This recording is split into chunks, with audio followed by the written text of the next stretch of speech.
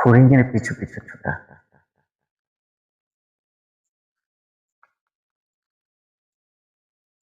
ছোটবেলায় আমার মতো কে কে এই ফড়িংয়ের পিছনে ছুটছেন জানাবেন প্লিজ। আমার তো এখনো এই ফড়িংয়ের পিছু পিছু ছুটতে খুব ভালো লাগে।